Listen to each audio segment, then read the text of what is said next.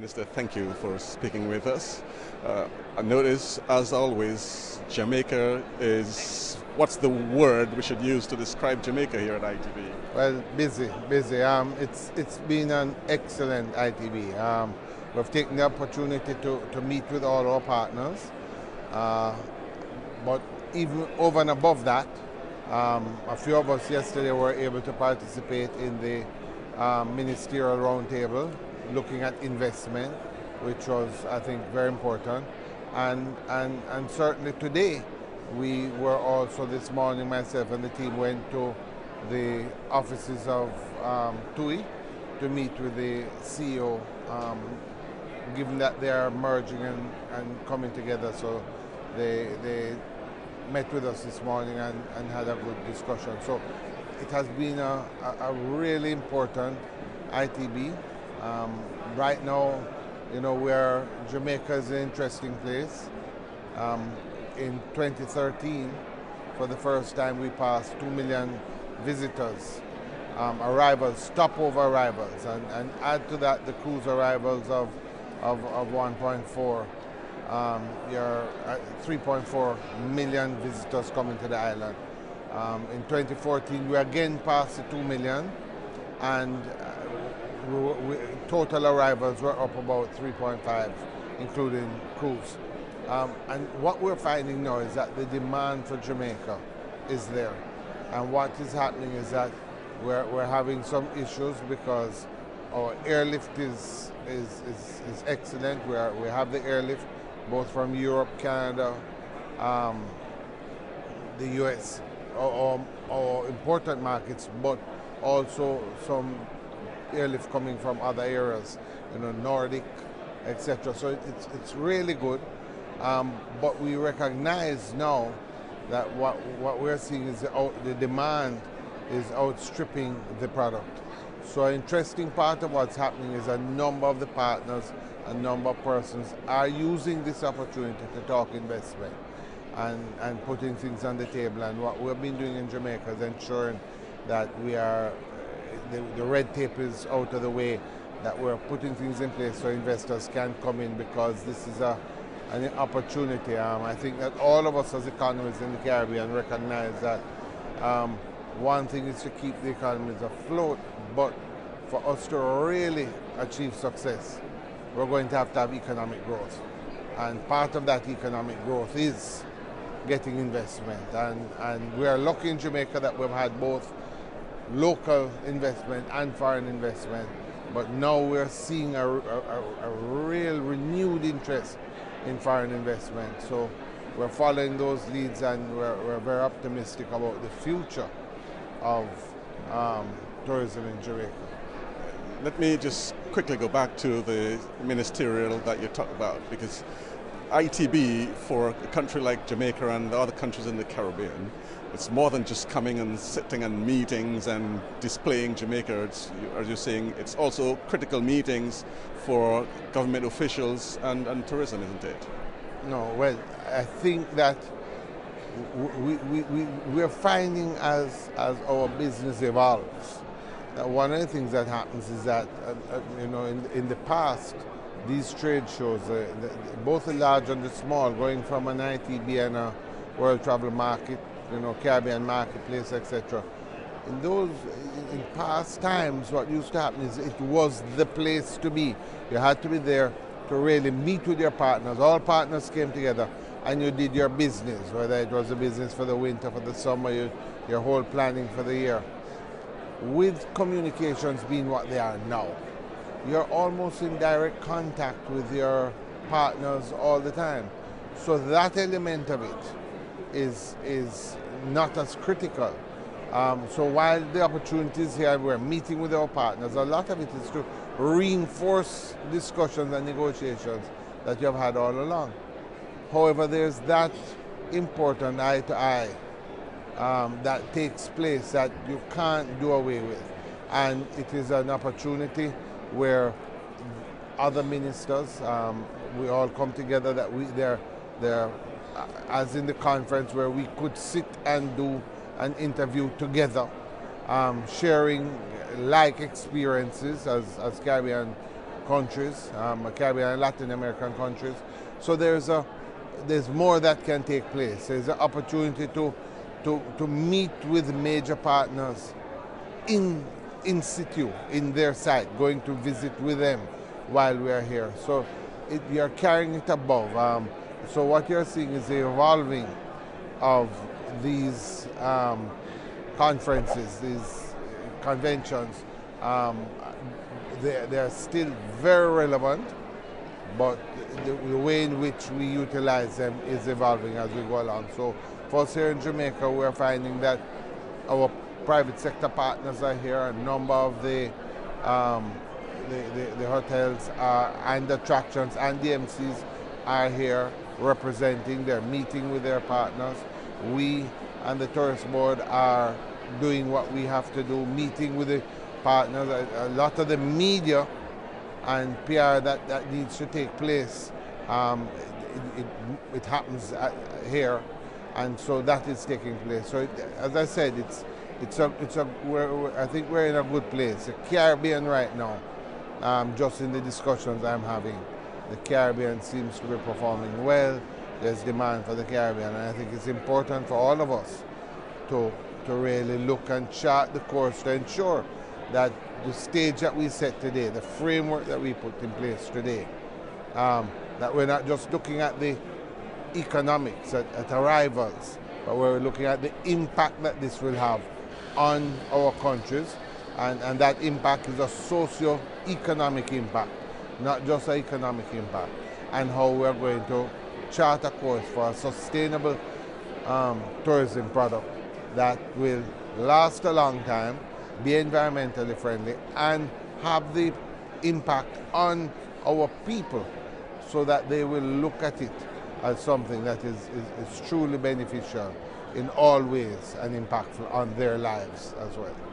Let's talk a bit about the performance. As you said, you've been doing quite well, over 2 million the last 2 years. You're not putting in a sign that says full. Turn away, we can't accommodate anymore. No way. Well, let's put it this way. You know, there are periods of time now where we are literally having issues. But what happens then is you build more rooms. So our thing now is looking at how investment comes to Jamaica. What's the product that is best suited for Jamaica? How do we ensure that the environment, both the protection of the physical environment and that the product we're bringing is the right mix for Jamaica? And so what's happening is that it's an interesting period, because I think that a lot that is being done now, having come out of some years of recession, what's happening now is going to chart the course for many of our countries going forward. So we have to be careful in how we look at it and look at the framework in which we place those things. And so certainly we in Jamaica, and I know in speaking to my colleagues, I know that's something that they're thinking about seriously. We're looking at ensuring that what we put in place today will endure to the success of our people going forward. When I last visited Jamaica last November, Montego Bay, the airport was packed because all of the flights seem to have been coming in. That was shortly before you introduced the kiosks for people coming in. Tell us, how is it working now there? Well, it's a project that we initiated last year, and we put kiosks both in Norman Manley and Sangster. And really have to say, thank God that we had initiated this process. At present in Sangster International, for example, we have 34 immigration officers. We are working very closely with them to ensure that they're on duty, especially in peak periods, because of how the flights are.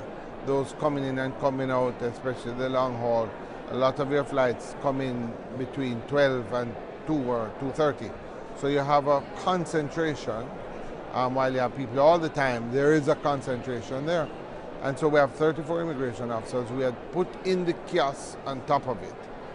But even then, when you go into the airport, it's amazing because, as I said, it's the price of success on one hand, that the volume of people coming in. And of course, this is the first and last experience people have. So you want to ensure. So we have a committee in place that's working actively. It's a fluid thing just to ensure that we keep the experience as pleasant as possible. Sometimes it can be very difficult. In those days where you have arrivals coming in, not just stopover, but the cruise ships coming, it can be testing. But so far we're doing quite well. And we are going to be constantly revisiting the number and the variation of what we have in terms of the kiosks and the officers. But so far it has been a very successful project. But people are using it. Oh yes, no, and interestingly, both locals and visitors, and the feedback, because it's very simple. Interestingly, when it started, I remember some members of my family came through when it had first been instituted at Norman Manley. And the night they phoned and said to me, they've just come to Jamaica, come back. And they went in, and in just putting the passport, it was like 1.5 to 2 minutes, and they were through. And that this was such a wonderful thing. So the truth of the matter is, it's quick, it's efficient, it works. It works for both the visitors and and locals. And as I said, the great thing about it is we're being able to pull the technology together so that you have your border protection. We're being able to use the technology, so border protection is probably even better than it was before, but the technology is allowing us to move more quickly and to process more people during the same period of time. So it's a means of facilitating entry into Jamaica, making it easier for people to get in, at least less painful. Absolutely, and if you remember, this follows on the heels of the previous year that we had outgoing immigration, and so part of that whole upgrading of the entire border patrol of Jamaica, assisted by our Tourism Enhancement Fund, because we saw it in tourism as something that was mutually beneficial. But the first thing we had done was to do away with the outgoing immigration, which we were able to do, and to redeploy those persons that were in outgoing immigration into incoming immigration. But even then, with the increased numbers, we found that we have had to. And at the rate we're going, we're now in discussions with the airport, because obviously the facilities which were built to last, a long time, that, what was once a long time, is something that we have to be looking at. So it's a constant process of keeping our product on the cutting edge. Should other Caribbean airports invest in kiosks and programs like this? I don't think the question is whether they should invest. I believe that as time progresses, that technology and that all will go down this path. I think the question is more when they are going to invest. Now, in our case, it became apparent with the numbers that we're running that we needed to bring this on quickly. But I do believe as with the ease of travel, I just believe, and with technology, I believe that's the way we're going. I think that's the way the world is going. And more you're going to, there will always be the need for immigration officers for that hands-on process. But I think more and more, those persons will become more the operators and invigilators of technology rather than actual physical work that is going on. Based on your experience, what will you share with the Caribbean countries who will follow Jamaica? As you say, it's not a matter of if, but when they do follow Jamaica and institute and install kiosks? Well, as I said, different countries have their different realities. There's a cost associated with it as well, and many of us, as you know, there are financial realities that all of us as Caribbean countries are facing. But as I said, I think the most important thing that we can take out of it, being sort of on the cutting edge of having done it in the Caribbean, we have seen that it works. So I think that alone will start the ball rolling, start the trend, and I do believe that it takes an initial investment.